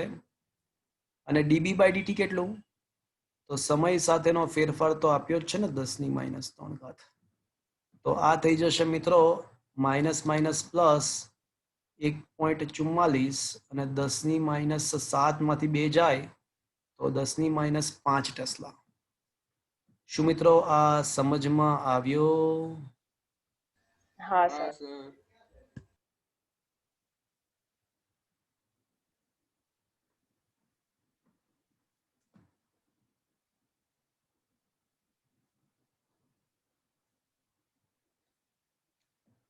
ચલો હવે આપણે શું કરીશું મિત્રો? સર હા બોલો. વોલ્ટ આવશે, ટેસ્લા થોડી આવશે.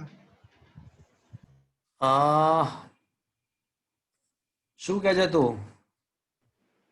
ઈએમએફ તમે E1 એમાં શોધ્યું ને, એમાં અરે ટેસ્લા લખ્યું છે, વોટ ક્યાં ટેસ્લા લખ્યું છે? બોલો હા આવી ગયું સર, હવે આવી ગયું. બોલો, દેખાતું જ નહીં ને તમને લોકોને? ઓકે, હવે શું કરીશું મિત્રો?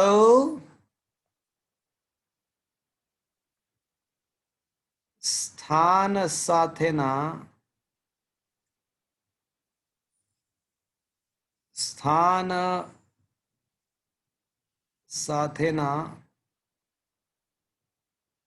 ફ્લક્સના ફેરફારથી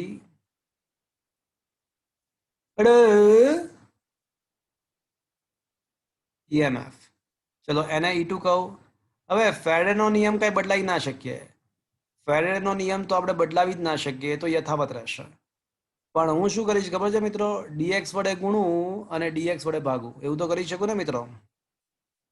હા કે ના? dx વડે ગુણ્યું અને ભાગ્યું. ચલો હવે હું જે કહું છું એ અત્યારે કરીશું, પણ જીવનમાં કરવાનું નહીં. બોલો શું કરવાનું છે?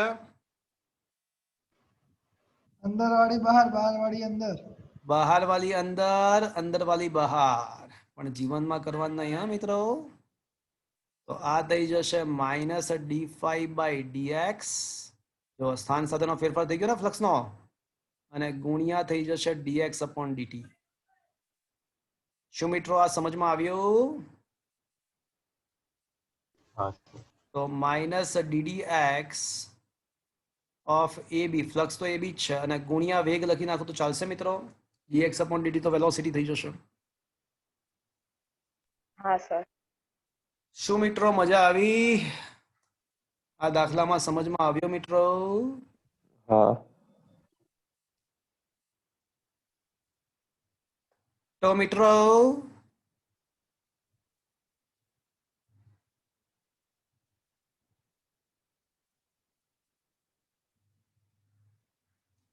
તો હવે E2 બરાબર શું આવશે મિત્રો? -a dB/dt અને ઇન્ટુ વેલોસિટી. ચલો ક્ષેત્રફળ કેટલું છે મિત્રો?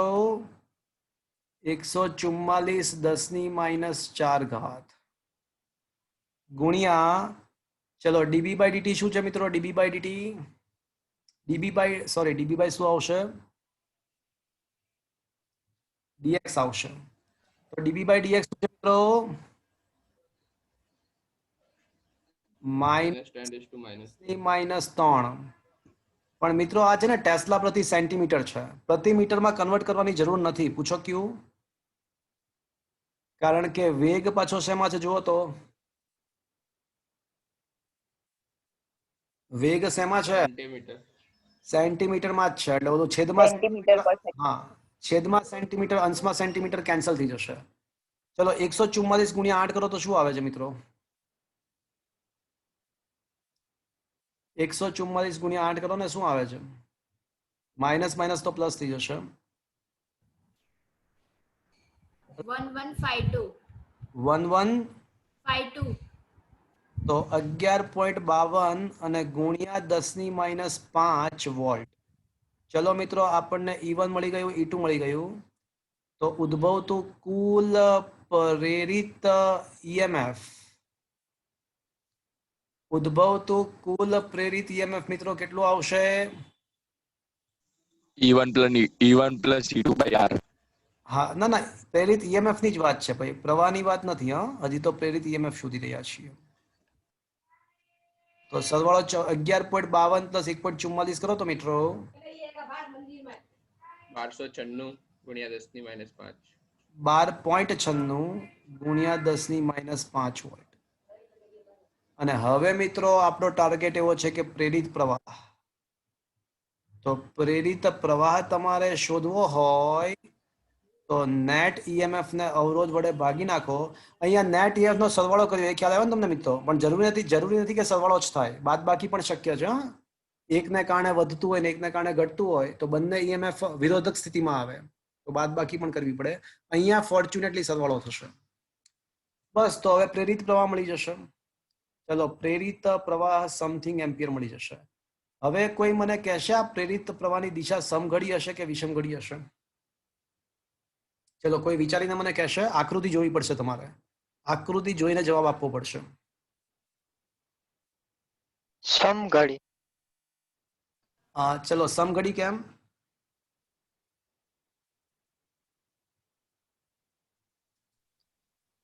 ફ્લક્સ ઘટતું જાય છે.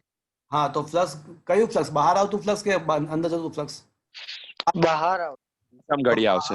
હા, બહાર આવતું ફ્લક્સ ઘટતું જાય તો મારે શું કરવું પડે? બહાર આવતા ફ્લક્સ વધારવું પડે. તો બહાર આવતું ફ્લક્સ ક્યારે વધી શકશે? સમઘડી દિશામાં. અરે સમઘડી ના, વિષમઘડી દિશામાં પ્રવાહ વહે તો જ બહાર આવતું ફ્લક્સ વધશે ને મિત્રો. સમજ્યા મિત્રો?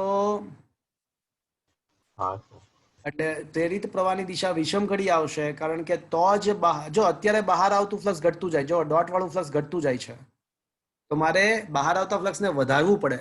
અને ફ્લક્સ બહાર આવતું વધી ક્યારે શકે? જ્યારે આપણું ફ્લક્સ પણ બહાર આવે.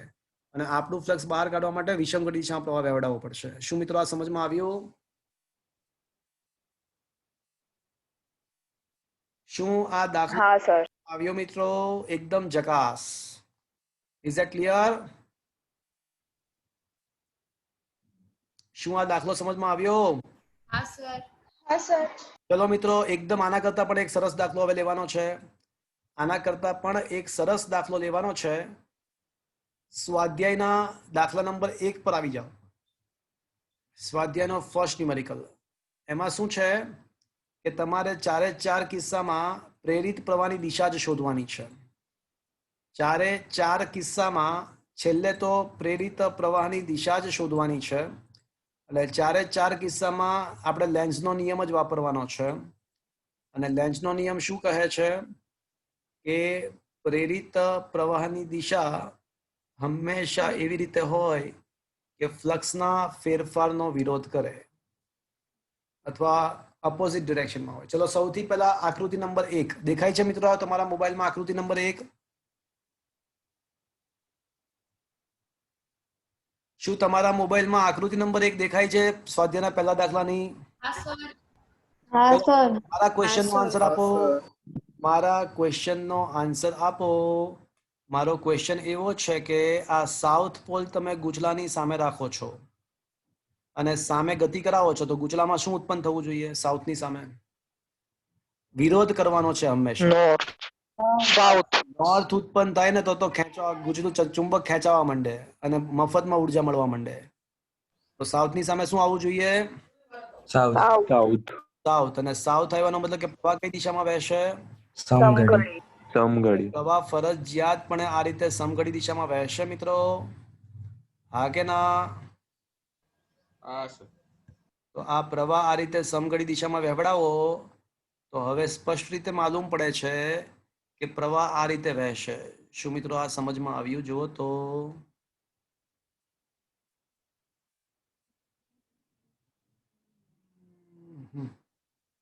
Is that clear friends? જો તો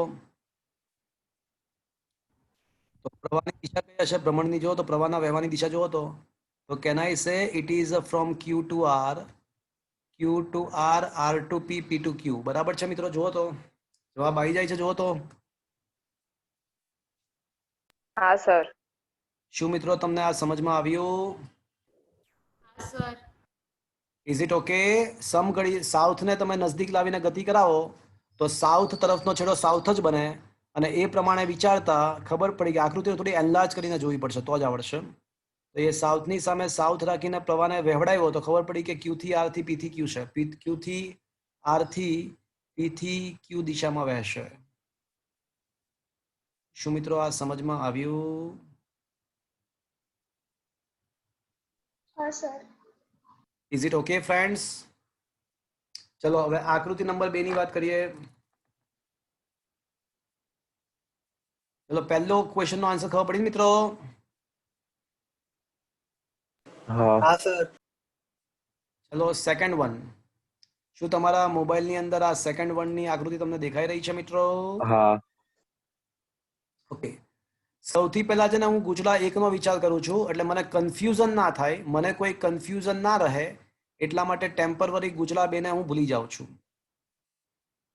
માત્ર અને માત્ર ગુચલું 1 ધ્યાનમાં લઉં છું. ઓકે ચલો મિત્રો, વળી પાછી એ જ વાર્તાઓ, વળી પાછી એ જ વાર્તાઓ. તો મને કહો કે હું સાઉથ પોલને સામે રાખીને ગતિ કરાવું છું, સાઉથ પોલને સામે રાખીને ગતિ કરાવું છું મિત્રો. તો મિત્રો સાઉથની સામે શું આવશે મિત્રો? સાઉથ. સાઉથ. તો સાઉથની સામે સાઉથ જ આવે.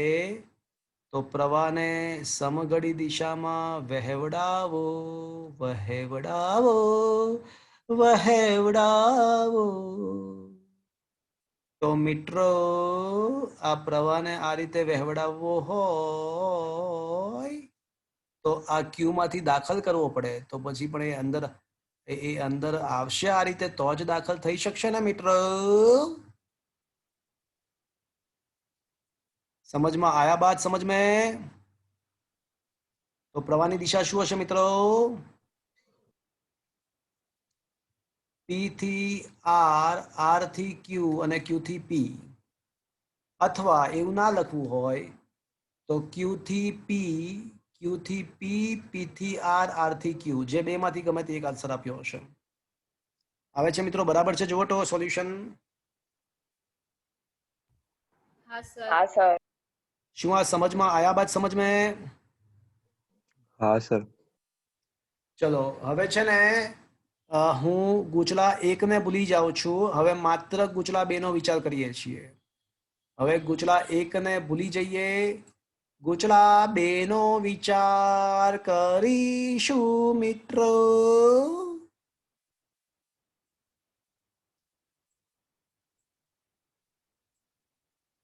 તો મિત્રો હવે તમે જુઓ, કમબખત વાત એ છે કે હવે આ નોર્થ પોલ દૂર જઈ રહ્યો છે, આ નોર્થ પોલ દૂર જઈ રહ્યો છે, તો અહીંયા કયો પોલ રચાશે? એ ગતિનો વિરોધ, સાઉથ. હા પરફેક્ટ, ગતિનો વિરોધ કરવા માટે અહીંયા સાઉથ રચાશે, તો જ એ દૂર જતી ગતિનો વિરોધ કરશે. પણ મિત્રો અહીંથી સાઉથ રચાય તો અહીંથી શું આવવું જોઈએ? અહીંયા આગળ નોર્થ. પરફેક્ટ. તો ગુચલાનો લખવાનું કે અહીં ચુંબકનો નોર્થ પોલ ગુચલાથી દૂર જઈ રહ્યો છે, એટલે ચુંબક તરફનો ગુચલાનો છેડો સાઉથ પોલ તરીકે વર્તશે અને એના બીજો છેડો નોર્થ તરીકે વર્તશે. પણ આ છેડો જોવો હિતાવહ છે, કારણ કે આમાં આપણે પ્રવાહ બતાવી શકતા નથી. અહીંયા પ્રવાહ બતાવી નથી શકતા કારણ કે લૂપ દેખાતી જ નથી, અહીંયા બતાવી શકીશું. ચલો મિત્રો હવે નોર્થ તરીકે વર્તે છે મિત્રો, નોર્થ તરીકે વર્તે તો નોર્થ બતાવો અને પ્રવાહને વિષમ ઘડી દિશામાં બતાવીએ આપણે. જો પ્રવાહને વિષમ ઘડી દિશામાં બતાવીએ તો માલુમ પડે છે કે પ્રવાહ આકૃતિમાં હું જે એરો બતાવી રહ્યો છું એ પ્રમાણે જ વહેવો પડે. તો પ્રવાહનું વહન y થી z, z થી x, x થી y તરફ થશે. અથવા એવું ના હોય તો x થી y, y થી z, z થી x પણ કહી શકો. શું મિત્રો આ સમજમાં આવ્યો? આવે છે? સાહેબ ઇન્ડિયન આઇડલ માં જતા રહો. શું આ આન્સર બરાબર આવે છે મિત્રો? હા સર. ચલો ચલો તો બીજી આકૃતિ પતી ગઈ. હવે ત્રીજી આકૃતિનો વિચાર કરીએ. થોડું લેવલ હજી વધશે, હજી થોડું વધારે લેવલ વધશે. હજી તો થોડું આનથી પણ લેવલ વધી જશે. ચલો હવે થર્ડ કેસ વિચારીએ. Everybody please look at the figure number 3. ચલો શું મિત્રો તમને તમારા મોબાઈલની અંદર આ ત્રીજો કેસ દેખાઈ રહ્યો છે? હા. સૌથી પહેલા હું આકૃતિનું કરેક્શન કરી નાખું. એટલે આ જે છે ને આ ભાગ એ પાછળ તરફ છે. Can you imagine the 3D effect? અને આ સાઈડની લૂપનો રિંગનો ભાગ આગળ તરફ છે. Similarly here as well. Here as well, this is the back side and this one is a front side to you.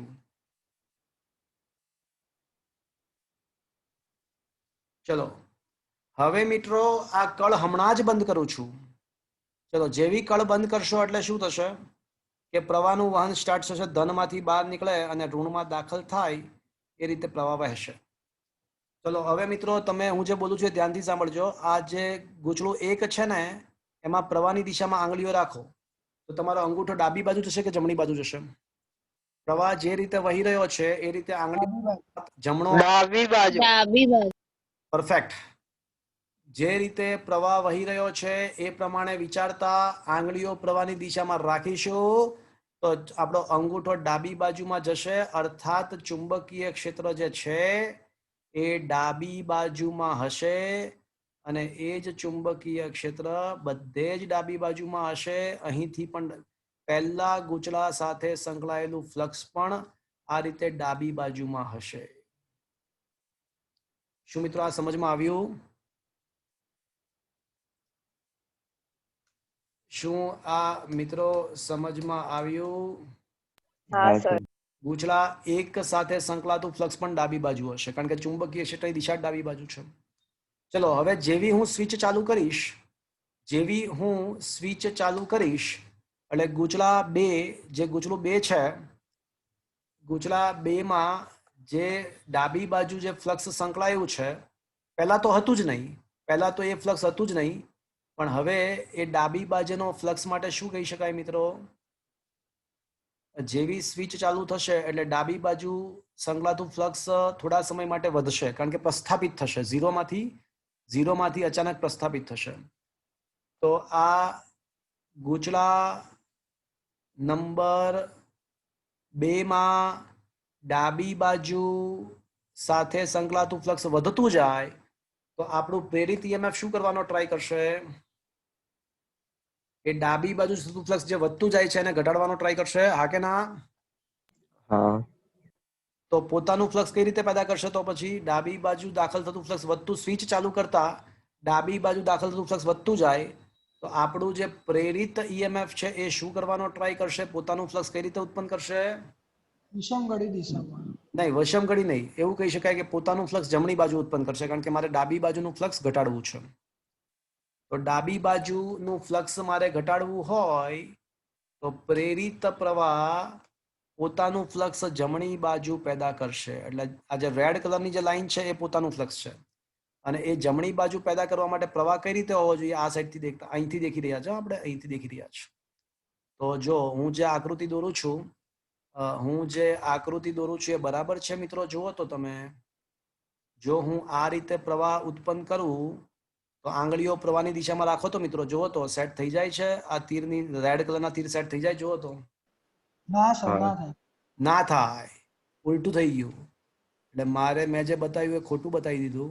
અને હવે ફરીવાર એકવાર જુઓ, ચલો હવે એકવાર ફરીવાર જુઓ તો શું હવે સેટ થઈ જશે મિત્રો? જુઓ તો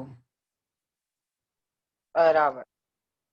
હવે બરાબર છે. હવે મારું ફ્લક્સ છે ને આ રીતે જમણી બાજુ આવશે, તો આ બરાબર છે.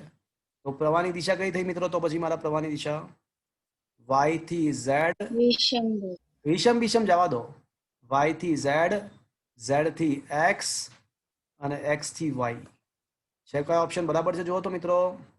કાં તો પછી આ રીતે x થી y, y થી z, z થી x, આ પણ ચાલે છે મિત્રો. જુઓ તો બરાબર છે કે નથી? છે સર. શું આ સમજમાં આવ્યું મિત્રો? પતી ગયું ને? હા કે ના તો બોલો. હા સર. ચલો હજી આના કરતા પણ એક ખતરનાક કિસ્સો. હવે આના કરતા પણ એક છેલ્લો અને એકદમ જકાસ કિસ્સો, બહુ મજા આવશે.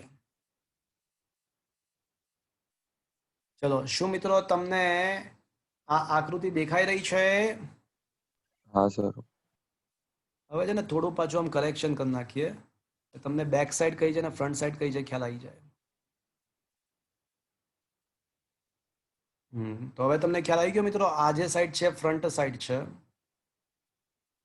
અને આ બેક સાઈડ છે. This one is a back side. આ જરૂરી છે મિત્રો, તો જ ઓલું તમને અંગૂઠો કઈ તરફ આવશે ને આંગળીઓ ઘુમાવવાની તો જ ખબર પડશે. આંગળીઓ ઘુમાવવાની તો જ ખબર પડશે. ચલો હવે મિત્રો, ચલો આ ગૂંચળું નંબર 1 જે છે ને એમાં ઓલરેડી પ્રવાહ વહી રહ્યો છે અને એ બતાવ્યો પણ છે. એ લોકોએ બતાવ્યો પણ છે, એમાં કંઈ વાંધો નથી. અચ્છા, હવે મને કહો કે અહીંયા આગળ રિયોસ્ટેટ અત્યારે આ સિચ્યુએશનમાં છે. રિયોસ્ટેટ અત્યારે દેખાય છે તમને? એટલે આટલો અવરોધ પરિપથમાં એડ થાય છે અને બાકીનો બધો ડિસ્કનેક્ટ થઈ જશે. આટલો ભાગ અવરોધનો ડિસ્કનેક્ટ થશે રિયોસ્ટેટના અને આટલો એડ થશે. પણ હવે શું થાય છે ખબર છે મિત્રો? રિયોસ્ટેટ છે ને આમ આ તરફ જઈ રહ્યું છે. તો મને વિચારીને જવાબ આપજો કે પરિપથનો અવરોધ વધે છે કે ઘટે છે? રિયોસ્ટેટ આ તરફ મૂવ વધે છે. રિયોસ્ટેટ મિત્રો તો જો તો અત્યારે જો હાલના તબક્કે છે ને આટલો અવરોધ ડિસ્કનેક્ટ થાય છે, હવામાં લટકે છે, એટલે આ કેન્સલ થાય છે અને આટલો અવરોધ ઉમેરાશે. હવે રિયોસ્ટેટ છે, ચલો થોડો હજી ઉપર જાય તો અવરોધ પરિપથનો ઘટી જશે. જો કારણ કે ડિસ્કનેક્ટ વધારે થશે. જો can you imagine the situation? હા સર.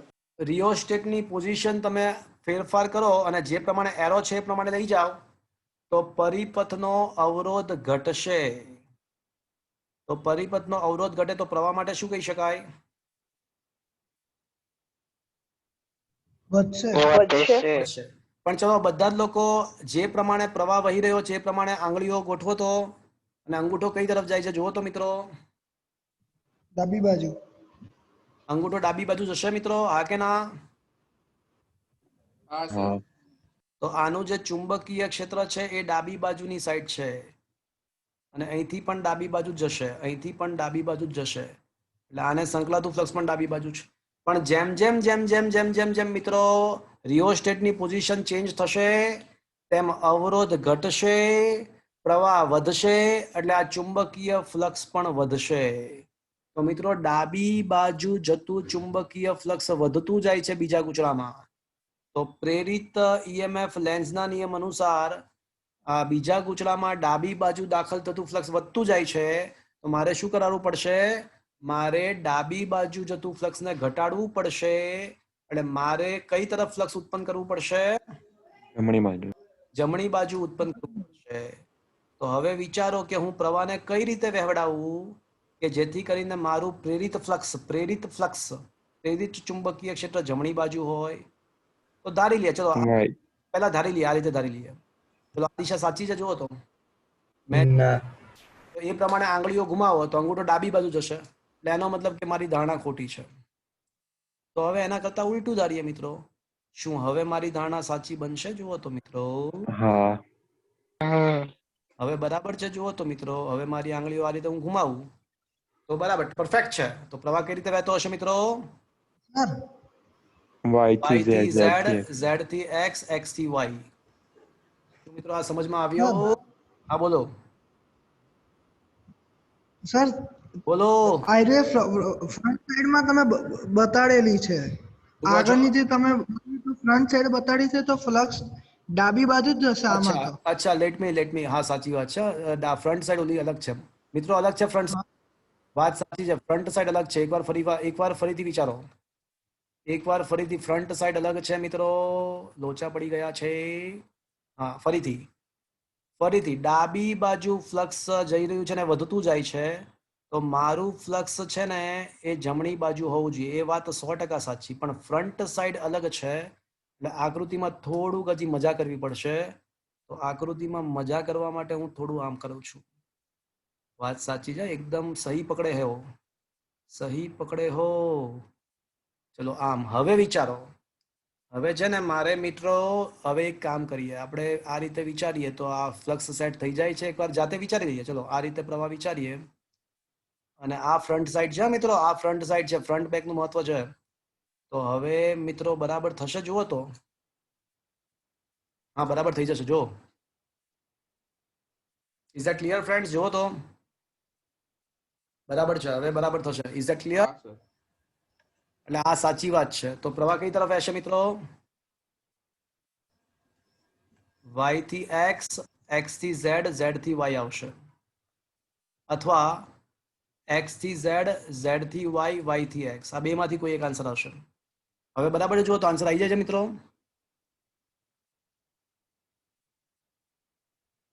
આન્સર આવી જાય છે.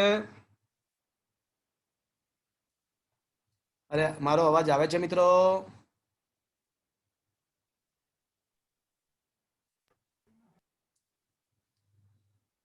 હા સર બરાબર છે, આન્સર આવી જાય છે મિત્રો. હા સર આવી જાય. એટલે આ ફ્રન્ટ અને બેકમાં લોચો પડી ગયો હતો મિત્રો, ધ્યાન રાખવાનું છે ખાસ. Is it okay? બીજા ગૂંચળામાં ડાબી બાજુ જતું ફ્લક્સ વધતું જાય છે, એટલે પ્રેરિત ફ્લક્સ જમણી બાજુ હોવું જોઈએ. અને પ્રેરિત ફ્લક્સ જમણી બાજુ રાખવા માટે પ્રેરિત ફ્લક્સ હજી થોડી વધારે એકદમ, હજી સમજ ના પડી તો થોડું વધારે એકદમ ઈઝી કરી આપું. હજી જો તમને સેટ ના થયું હોય તો હજી એકદમ સેટ કરી આપું. ચલો આ રીતે વિચારો તો હવે એકદમ પરફેક્ટ ખ્યાલ આવી જશે. જો આ બેક સાઈડ છે, અને હવે તમને એક્ઝેક્ટ ખ્યાલ આવશે કે આ ફ્રન્ટ સાઈડ જ છે. આવી ગયો. આવી ગયો ખ્યાલ?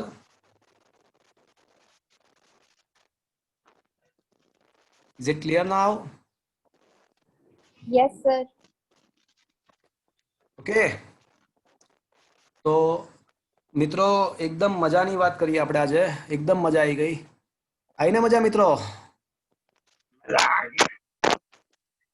તો મિત્રો આ ચેપ્ટરના હવે 3 દાખલાઓ બાકી છે.